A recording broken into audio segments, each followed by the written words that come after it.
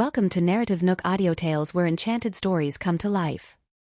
If you enjoy our stories, please subscribe, like and share to support our channel. Enjoy listening. How am I supposed to stomach this? Then, he immediately rushed forward and gave Lloyd a kick. Thank goodness I came in time, he thought. The panic Nicole was feeling as she was held by Lloyd slowly dissipated the instant she allowed Jared to hug her. After that, she whispered, "I'm fine. Your timing was perfect." As of a minute ago, Lloyd was behaving as if he had lost his mind.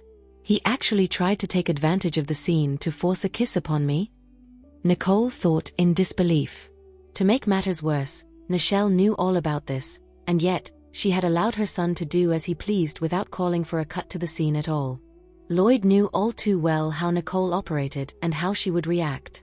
In fact, she nearly fell victim to his tricks.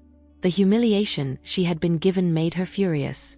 It was then that Nichelle rushed over with her crew to help Lloyd up. "Lloyd, are you all right?" She was appalled to see her son lying in a pile of broken glass with his back bleeding. "Are you hurt?" "Oh God, you're bleeding."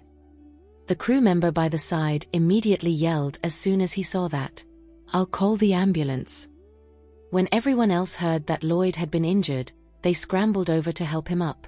Nichelle became livid at that instant as she glared at Jared. "Mr. Johnston, this is the Holders film set. How can you just barge in like that? Aside from interrupting our shoot, you've even struck an actor of ours." Lloyd was her darling baby, and ever since he returned home, she had given him everything he wanted while not allowing any harm or grievances to befall him. Yet, after his reunion with Nicole, he had been subjected to countless humiliations and rejections. To top it all off, Jared had now struck her son. Jared could see that Nichelle was angry, but this did not bother him at all. "So what? This may be your crew, but don't you forget, I'm the investor here." He had spent a great deal of money just to have a firm say on things, and yet, Nichelle had attempted to weasel out of the deal and turn it against him. She had previously agreed not to arrange too many scenes involving intimate contact for Nicole, and yet, she had allowed Lloyd to commit this very travesty today. If he was a moment too late, Lloyd would have defiled her. Even as of now, Jared wanted to gut him standing. That kick wasn't as powerful as it should be, he thought. "So, what if you're an investor? You think the Holders are short on money? We can cancel the contract right now if that's the case." Nichelle yelled, determined that she would use the scorched earth approach on anyone who would dare to hurt her son regardless of who they were. Jared sneered as soon as he heard that. "Sure. Pay me 5-fold in compensation then." Even if everyone in the country feared the Holder family, he did not. He had already included that clause in the contract as he feared that the old wily fox would attempt to pull a stunt like this somewhere down the line. Although the Holder family could place influential people in chokeholds by using their dark secrets against them, they were always short on liquid money. Otherwise, Nichelle would not have agreed to Jared's investment. Still, she had failed to foresee that this decision alone would halt the entire production. That very same decision had resulted in Jared hurting her son, and now, all she wanted to do was to ruin the Johnston group right there and then. "Of course, we can also come to a peaceful dissolution of the contract, under the condition that Nicole gets to leave the production team from today onwards," Jared stated, for he already had enough of this farce. Nichelle was a fox, and so was Lloyd. Both of them had utilized favors to get Nicole to stay in the production team, and both had also schemed to take her away from him. The only reason he had allowed Nicole to become a part of it was because he trusted her. However, this did not mean that he would allow anyone to mistreat her the way they did. "Don't even think." Lloyd, who had gotten up, hissed as he shot Jared a murderous glare. He had finally gotten the chance to have more contact with Nicole, and even if he had to do so through the film, he wanted to make more good memories with her. And Jared wants to ruin all of that?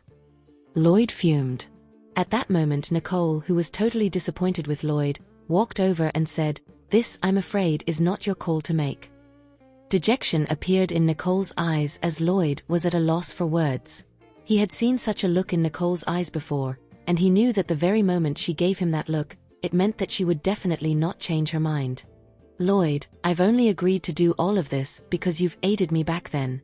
However, you've made me extremely uncomfortable today, and I've decided to stop the shoot for now. Don't worry, I'll repay you what I owe, but in another way, she said. Indeed, it was not like Lloyd's intelligence could not be bought with money. It was just that she had no need for them before.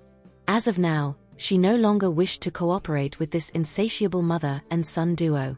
If anyone else could provide her with the intel she needed for a price, she would pay even more money to get it done.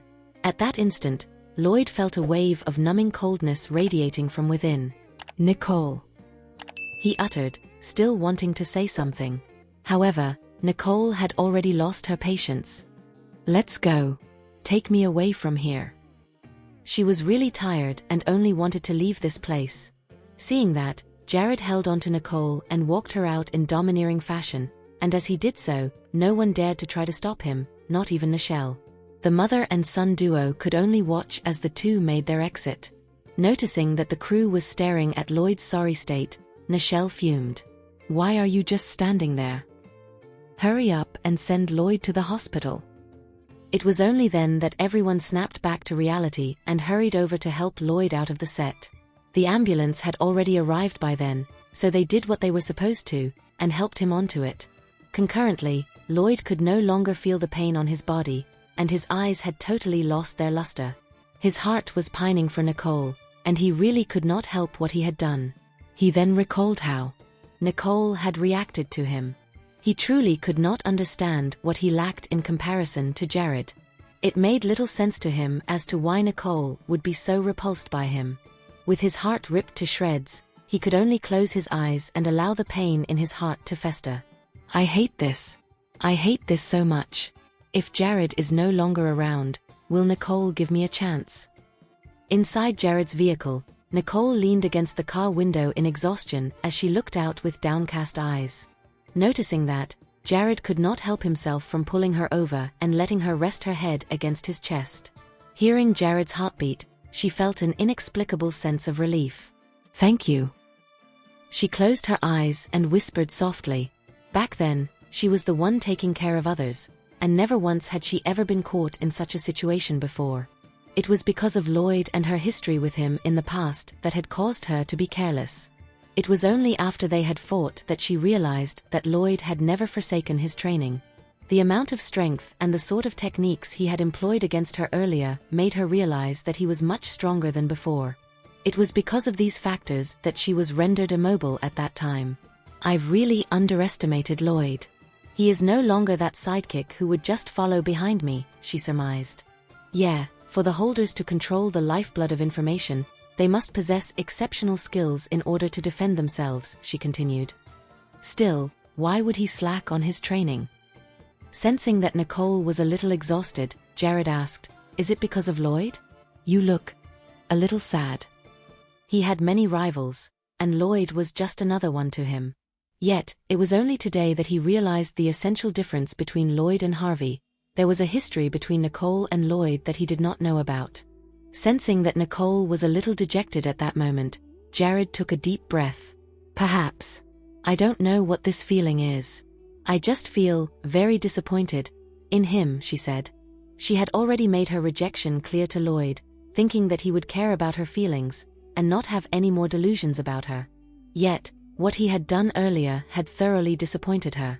To think that Lloyd would do something like that to her was just painful.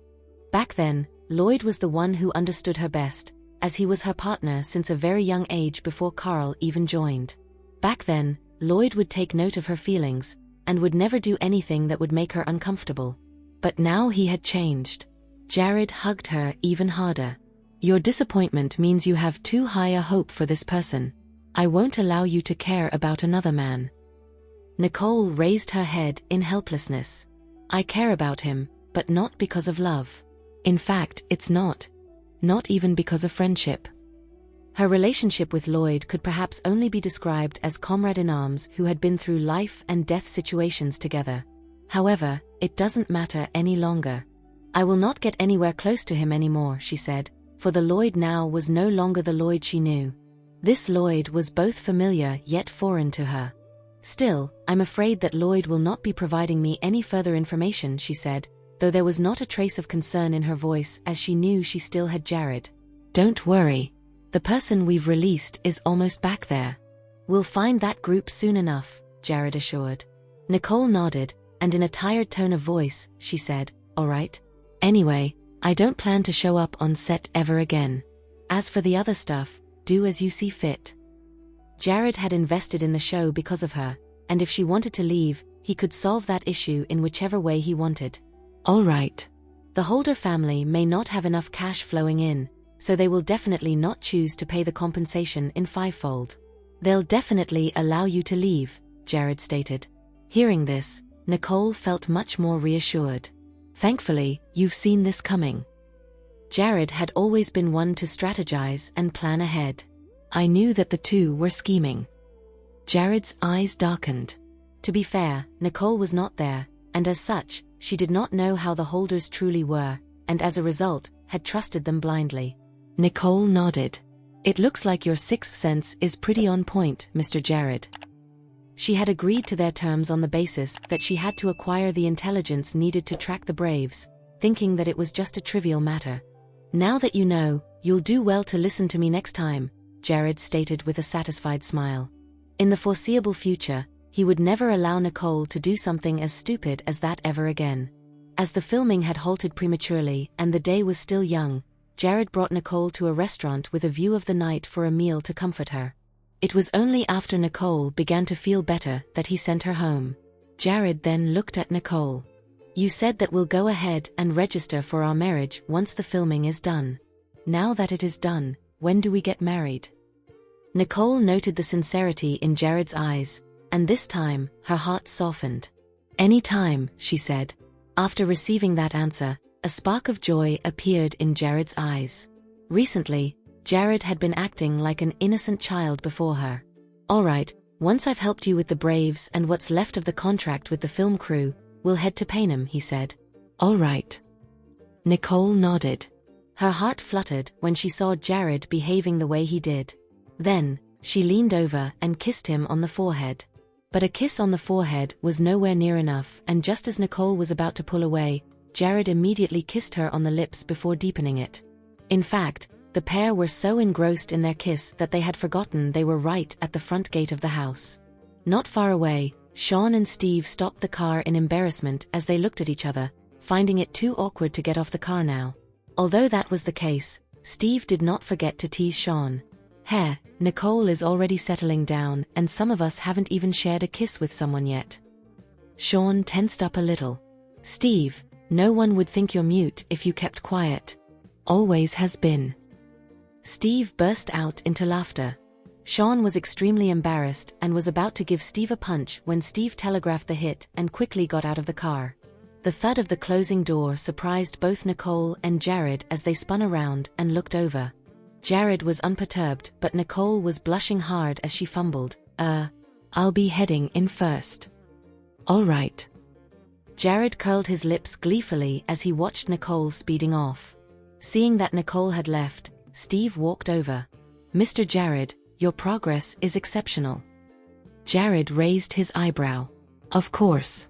Mr. Steve, you should learn from me. Be a little more focused and you can get married sooner as well. Hearing that, Steve suddenly felt embarrassed. At the same time, Sean had gotten out of the car and happened to hear that. After he had walked up to Steve, he elbowed his younger brother at the side and said, Heard that? If you could actually be serious for once, you can be like Mr. Jared too. Steve's face turned green at once. Get lost. Immediately after, he turned around and strode into the house. Jared then looked at Sean and said, I'll be going off then. Sean smiled coyly. All right. He then watched as Jared got into the car and drove toward the manor next to the Riddle family's residence. At the juncture, he had to admit that Jared's method of pursuing his wife was something the lads of the Riddle family should learn from. Meanwhile, just as Nicole had entered the house, everyone had already finished their meals and was sitting in the living room. Seeing that Nicole had returned, Gloria smiled and asked, Why are you back so early today? Not wanting to say much, Nicole simply explained, the filming ended earlier today, so I came home right away." "Have you eaten already?" Gloria asked, worried that her daughter had not eaten because she had returned at such an early hour. Nicole nodded. "Yeah, I've eaten already." Steve then walked in from outside, and after having been taunted by Jared, he could not help himself from teasing Nicole. Mr. Jared had already taken Nicole out for a meal, and he even dropped her at the door. When Gloria heard that, a look of joy appeared on her face. Ever since Mr. Jared moved into the area, he has consistently been driving Nicole to and from school. How nice. Nicole shot Steve a glance, and realizing that her mischievous brother had purposefully brought Jared up, she shot back playfully. "Mom, did you hear that? Steve is envious of me now. How about you arrange a partner for him?" The moment she uttered those words, Steve almost bit his tongue. I did not mean that at all." Gloria, however, was overjoyed. What an excellent idea. At that moment, Sean walked in, prompting Gloria to say, "Let's arrange one for Sean as well." At the very least, Steve has had a girlfriend before. Sean still doesn't have a partner up until now. Finding himself catching a stray bullet just as he entered the place, Sean said, in a bashful tone, "Mom, can you not tell Nicole everything?" He had just been so busy with work that he did not have the mood or the time to get himself a girlfriend. As such, it puzzled him as to why his mother was implying that he was incapable of finding himself a woman. What's there not to tell? If I had known that the 5 of you would have difficulty finding a partner, I would have set you all up for arranged marriages. At the very least, not all of you would still be single, unlike how you are now, Gloria argued. Samuel and Spencer, who were seated on the sofa, squirmed awkwardly. "Mom, it's fine that you want to fuss about Sean and Steve, but can you leave us out of this?" "Yeah, we're still students." In response, Gloria rolled her eyes at the twins. "And Nicole isn't? Don't look for excuses just because you can't be bothered to put in the effort." After she had said that, Gloria turned to her daughter and continued, "Nicole, think of something for your poor brothers. The girls you've hooked Samuel and Spencer with for the banquet seem to be decent folks. Are they your schoolmates?" Feeling extremely embarrassed, Samuel and Spencer said, "Stop it, Mom." Yet, Samuel could not help himself from thinking about June, who was really well dressed that night. Spencer too thought of Lulu, and it seemed that he was not opposed to the idea. "Stop what? Let's organize a family barbecue this weekend. Nicole, bring those 2 girls over. Sean and Steve, invite your previous companions over as well." At that moment, a surge of instant regret flooded Steve. "Me and my big mouth."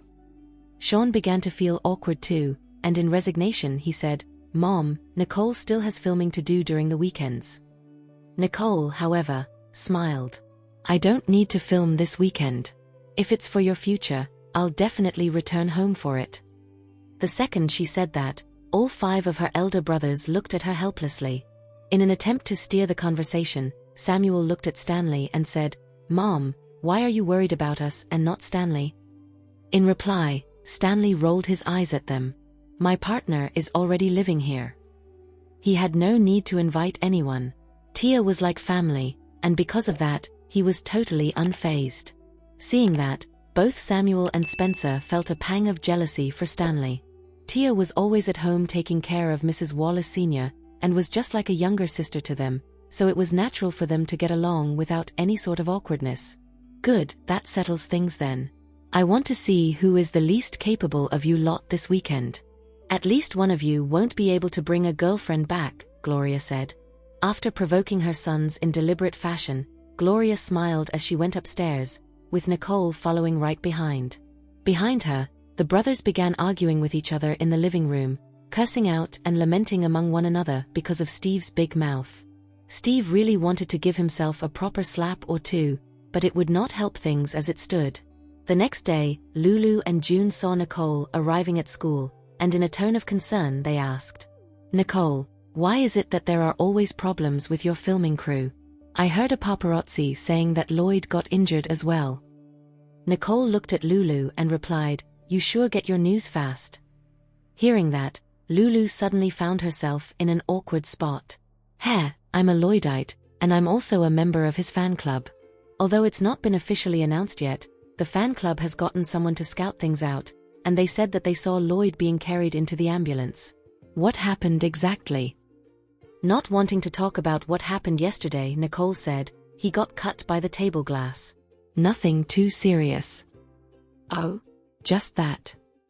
Lulu was surprised, thinking that it was a major piece of news. Nicole nodded. Of course. Why? You sound a little disappointed. Lulu quickly shook her head. No. Why would I be? It's good that Lloyd is all right. She was after all his fan, so it made no sense as to why she would want him to be injured. Seeing that both June and Lulu had calmed down, Nicole then said, "Are the two of you free this weekend? My mom is inviting the both of you to my place." Huh? She's inviting us? As guests? Nicole raised her eyebrow. Yeah. Will the two of you be available? The two were stunned for a good moment before they sputtered, yes. Of course. June exclaimed, feeling extremely excited. The thought of having the opportunity to visit the Riddles' residence and meet Samuel during the weekends sent her heart fluttering in an inexplicable way. But why would she invite us? Lulu asked. Although she was elated, she was curious about the reason nonetheless. A glint appeared in Nicole's eyes as she smiled and said, "My mom is urging my brothers to get themselves girlfriends, and she's inviting their partners during the company's annual dinner for the weekend party." Huh, are you for real? Of course. Nicole raised her eyebrow. This is your chance. You better be well prepared for this weekend. The news made Lulu very excited, though she attempted to remain poised anyway. I will. Nicole could see that the two of them were serious about their feelings for Spencer and Samuel, and due to that, it would be nice if there was an opportunity for her to pair all of them up. However, it was then that Nicole received a message from Sean. "Nicole, my previous companion was my assistant. Mom just loves playing match-up a little too much. I don't want things to be awkward in the office later on.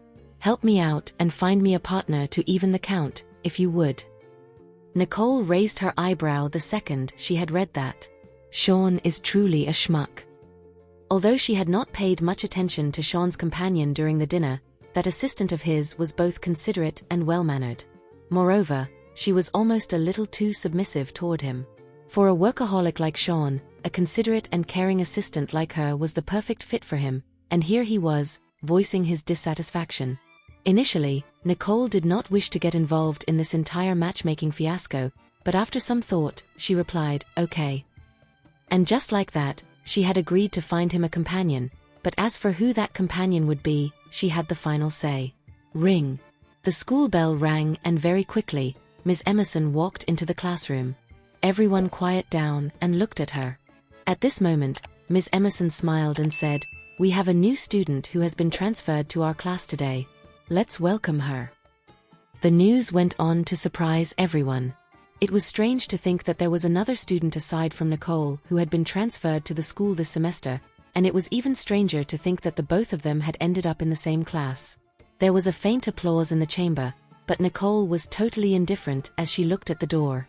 Yet, unexpectedly, the person walking through the door was someone she recognized, and had almost forgotten the name of.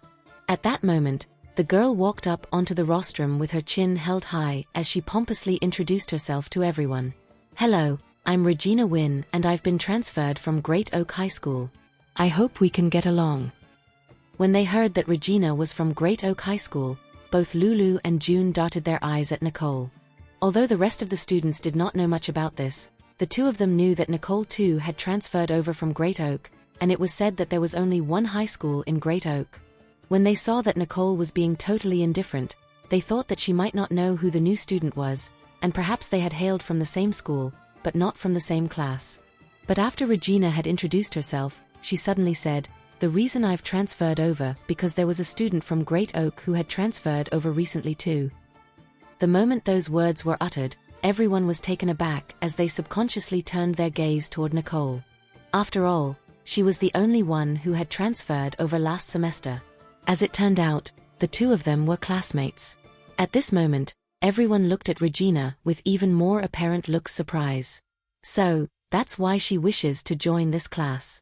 Nicole's here to cover her back. Nicole looked at Regina, wondering where she had found the gall to say what she had said. Back in the days of Great Oak, Regina would pester her incessantly, and due to her being a carefree individual, she would not even bother to waste her time and energy on a runt like Regina. Yet, she totally did not expect that the latter would try to worm her way into the Royal Creek Institute. As she looked at Regina with nonchalance, Nicole remained silent and irresponsive. Miss Emerson knew that Regina had tried many ways and could not get into the institute.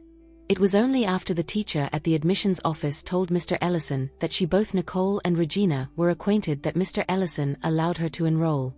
Noticing that Regina was so eager in trying to form relationships and connections the moment she got into the institute, Ms. Emerson could not help sneaking a glance at Nicole. Yet, Nicole remained expressionless throughout the entire period, making it so that no one could tell what she was thinking. However, as the two of them knew each other, Ms. Emerson made some casual arrangements either way. If that's the case, Regina, you can take a seat beside the class representative. Bradley was seated behind Nicole, and to her right was Lulu, and behind Lulu was June. The only remaining empty spot was to the left, and no one had foreseen that Ms. Emerson would give that spot to Regina. When Regina heard that, she thought, "Wow, am I that lucky?" Regina had just entered the classroom, and yet, she was already assigned to sit next to the class representative. Ms. Emerson was too fond of her. All of a sudden, a wide smile formed on Regina's face. "Thank you very much, madam. I would like to ask, who is the class president?" She turned around to look at her classmates, hoping to find the aforementioned class president. Much to her surprise, everyone proceeded to turn their heads toward Nicole. Vivian noticed the dumbfounded look on Regina's face right away. She was already trying to get on Nicole's good side as soon as she joined the class, and yet, she did not know that the class president was none other than Nicole. Remembering that she was classmates with Nicole previously, Vivian stifled her anger for Nicole and directed it to Regina instead. "You've just joined the class, and yet, you've tried to suck up to Nicole. And now, you're saying that you don't know who the class president is? In the entire class, she's the only one with an empty seat on her left. I wonder if you're dumb or blind." Once those words had exited Vivian's mouth, Regina was taken aback. What is she trying to say? Miss Emerson, who had overheard that, glanced at Vivian and said, "Vivian, mind your language." Then, Miss Emerson turned to Regina. "Nicole is the class president. As the both of you are familiar with each other, you could ask her anything. She will help you." "What?" Regina asked in shock. Even minutes ago, Regina could already sense that everyone's eyes were on Nicole. She just found it unbelievable that Nicole, who had made her way to San Giotto a mere few months earlier than her, had actually become one of the class presidents at Royal Creek Institute. How is this possible? She wondered. Although Regina knew that Nicole's academic results had always been better than hers, Regina could have become the class president for a long time because her dad was one of the directors. Even if Nicole's scores were exceptional at Great Oak, she was unchallenged at San Giotto. Why is she the class president? Regina asked herself. "All right, have a seat," Ms. Emerson ordered, beginning to get annoyed. Seeing this, Regina could only suppress her emotions. She walked toward Nicole and sat down beside her, after which she began to size Nicole up as her eyes reeked of jealousy.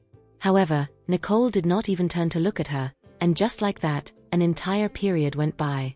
After lunch break, Ms. Emerson summoned Nicole over to her. At that moment, the girls in the class came over and surrounded Regina. "Hey, were you really classmates with Nicole?" Yeah. Regina replied, thinking that a country bumpkin like Nicole would not live a good life at San Giotto. To her chagrin, however, Nicole had even become the class president.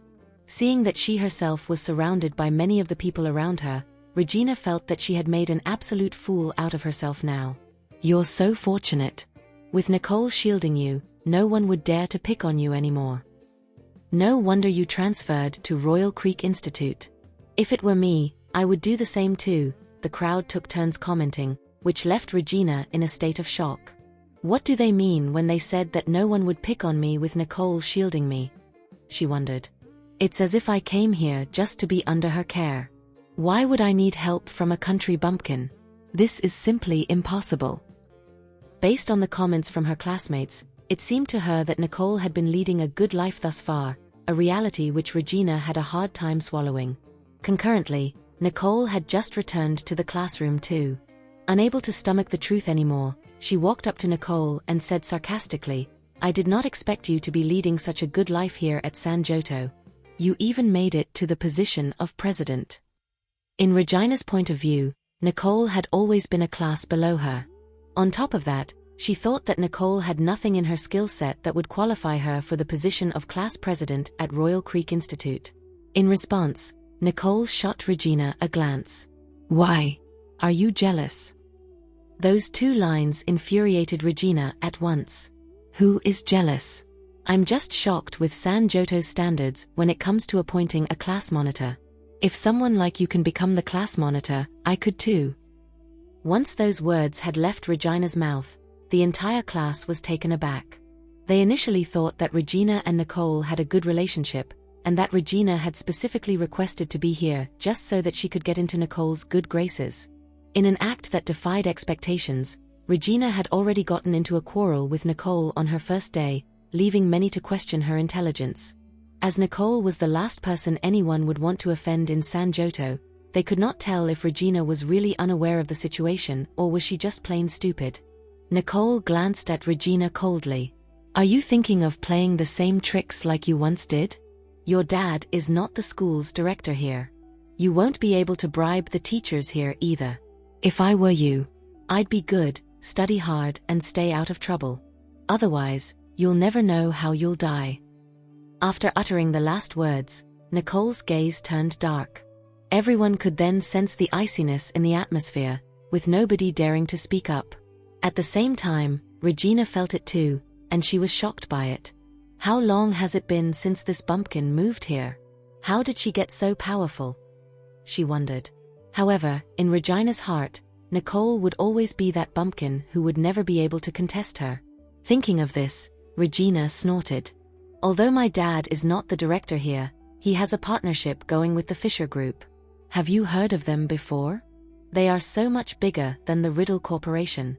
With your position, you dare to threaten me? Do you really think I'd be scared of you?" Nicole raised her eyebrows. She was still wondering if Regina had been demoted from her position as class president, or that the Wynn family had been chased out of the school's board of directors. It was inconceivable as to why she had made her way to San Giotto. What was even surprising was the fact that the Wynn family had already established connections with the Fisher Group, although the Wynns must be blind to the current situation at San Giotto.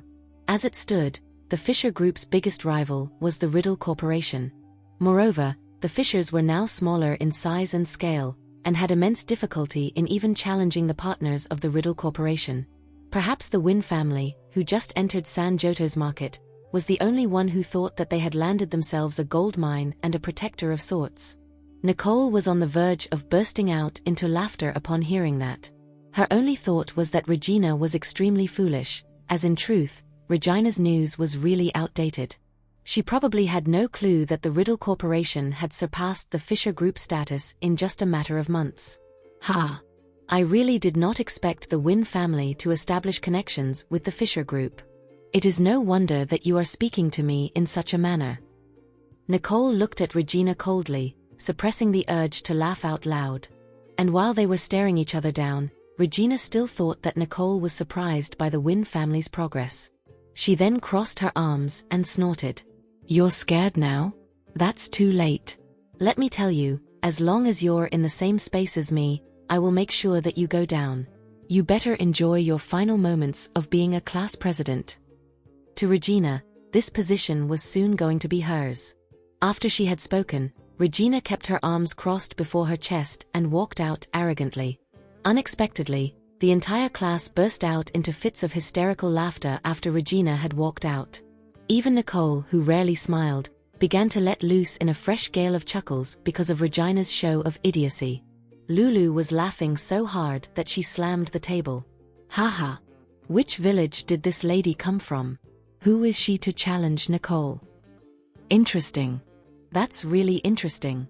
She actually thinks that she can become the class president. June laughed as tears streamed down her face. This is such a rare sight to see. Bradley exclaimed. Indeed, there were still people running around the earth with such an astounding degree of blind confidence. It was amusing. As of now, the entire class was taking turns mocking Regina. Regina, who was in the corridor, overheard the laughter. Unable to help it, she turned around out of curiosity. What is going on? Were these people surprised to know who I am? Why are they laughing like that? She wondered. Based on Regina's foolishness alone, she would never understand the true reason. After an entire day of classes, there were no further interactions between Nicole and Regina. Initially, Regina was confident about becoming the class president, but after a few periods of lessons, she began to lose hope. The pace at the Royal Creek Institute was too fast, and Regina could not catch up at all. Soon, she began to grow curious as to how Nicole could be so calm and relaxed. After every lesson, Nicole would be reading reference books, prompting Regina to become furious. If she really wanted to become the class monitor, she had to better manage her own studies first. During self-revision time, Regina was sweating buckets while studying. On the other hand, Nicole had already stood up, ready to walk out with Bradley, Gary and the rest quickly following suit. Seeing that Nicole did not even bother with the self-revision period and had left with a group of boys, Regina raised her eyebrows, turned to the person in front of her, and asked, "Where did they go? Why aren't they doing their revision?" The person sitting in front replied, "Don't you know? Nicole and the rest are participating in a computer competition. That is why they would go to the computer lab for training during self-revision periods." Regina could not help herself from widening her eyes upon hearing that. Computer competition? To her, Nicole was nothing but a country bumpkin. At Great Oak, she was known as the girl who could only live with her grandmother that wore an old hat. How would she have known how to use computers? Yet, in spite of Regina's aspersions, Nicole had indeed joined a computer competition. Regina gritted her teeth and spat, "If she can join, I can as well." The students sitting in front watched how overconfident Regina was, after which they burst out laughing. This kid is truly of a different breed. All right then, you may look for Ms. Emerson to register. The competition has not started yet. You might still be able to register, they said, eager to see how this village bumpkin would create a name for herself. Really? I'll head over now. Regina stood up, left the classroom and headed straight to find Ms. Emerson and sign up for the contest. Lulu and June, who had been quiet, clearly overheard Regina's conversation with those sitting in front, whereupon the former turned around and looked at Joyce. This girl, is she right in the head? She actually thought of competing with Nicole on her computer skills? The entire school knew that Nicole was a computer genius. Interesting. Should we go to the computer lab and see if anything happens? June wickedly asked. All the other students became excited upon hearing that. Sure, let's go and see. After a short discussion, everyone sneaked out of the classroom. Concurrently, Regina had already registered herself with Ms. Emerson. Although Ms. Emerson found it weird that a newly transferred student would register for a computer competition, she remembered that Regina might be trying her best to gain approval from the students by making the whole class proud. Thus, she agreed to it. After Regina had gotten the green light, she immediately discovered where the computer lab was at. Then, she pushed the door and entered. Seeing that there were students who were still coming in, everyone was shocked. When Bradley noticed that it was Regina, he could not help himself from raising his brows and mocking, "Why is that ignoramus here in the first place?" Nicole glanced over and noticed Regina strutting in arrogantly, during which she mocked, "It seems that someone can't wait to be humiliated again." Gary, Jack and Wayne turned over to check out what was going on, and they could already predict that there would be another drama soon. Outside of the computer lab, Lulu and the rest were peeking through the window, waiting to witness the drama. Regina could feel those eyes watching her, and she still thought that everyone was staring at her because of her beauty. So, she unconsciously lifted her chin and greeted the teacher. She then mentioned that she was the new student who had just registered before taking a seat. However, her gaze was directed at Nicole throughout the entire time. Deep down, she was comparing herself to Nicole. At that moment, Ryder stepped onto the podium. For today, I'll still be assigning tasks to all of you on behalf of the teacher. Everyone, please hurry up to solve the question. Those who manage to solve it may go home early. Regina looked at the handsome Ryder who was standing on the podium, and found him irresistible. There was no one as handsome as he was at Great Oak. For Regina, she had just been at Royal Creek for a day, and she had already seen quite a number of handsome guys. There were a few other good-looking ones in class, but they were mostly sitting around Nicole. Perhaps, it was because of her position as class president that those guys were trying to get close to her. And now, a well-dressed, handsome man was standing right in front of her, one who could very well be the teacher's assistant. Such a senior was very impressive to her, so much so that her eyes were glimmering as she was staring at Ryder. At that moment, the computer vibrated, and Ryder glanced at the crowd before announcing, "Today's topic has been sent out, try and solve it as soon as possible." It was at this moment that Regina noticed a wall of codes appearing on her computer screen, causing her to freeze. Didn't I sign up for a computer competition, so that I can learn? Why is my computer down? At that thought, Regina instinctively raised her hand. "Excuse me, my computer is broken." Regina turned her gaze to Ryder while her nerves racked her. However, she also felt a little excited at being able to catch Ryder's attention. Ryder darted his eyes at Regina, clearly remembering that she was the one who had joined a little later. He frowned and looked over. "That's impossible." Then, Ryder approached Regina, noting the black screen filled with coding. He could not help but raise his eyebrows, and in a tone indicating annoyance he said, "This is the topic I've sent to the lot of you. You'll have to solve it." "Why? Do you not know how?" Regina became flabbergasted as soon as he had given her his answer. "Huh? You want me to solve this?" Her eyes widened as she did not know what to do at that moment. Her knowledge of computers was only limited to surfing the internet and watching dramas. How would she know how to solve something this complex? Of course. Ryder stared at her with a frown. Regina instantly blushed out of embarrassment. She did not want Ryder to look down on her, so she immediately replied, "I got it. I'll try." As those words sounded like they were void of confidence, Bradley mocked, "Based on such a response, I guess you don't know anything about it. Who gave her the confidence to even register for this competition?"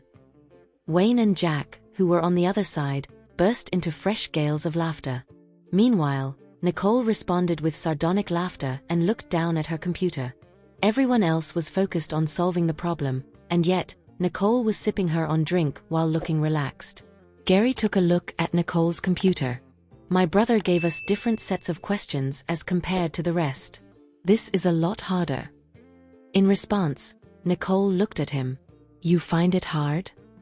After being questioned in that manner, Gary broke into cold sweat. "Nicole thinks that these questions are easy." He panicked. After everything that had transpired in the previous session, Ryder had since been waiting for this session so that he could square off with Nicole. He had spent days on his preparation to create a virus for Nicole to solve, and aforementioned virus had been sent to Nicole just then. Gary had watched Ryder in that process of creation, and such was why he would know how to solve it. However, he still found it difficult. To see Nicole being so calm puzzled Gary, and on top of that, he was beginning to worry about Ryder. Thank you for listening. If you have enjoyed this story, please like and share so others can see it too. Also hit the subscription button and notification bell so you can be notified on our next release. Thank you for your support. God bless you.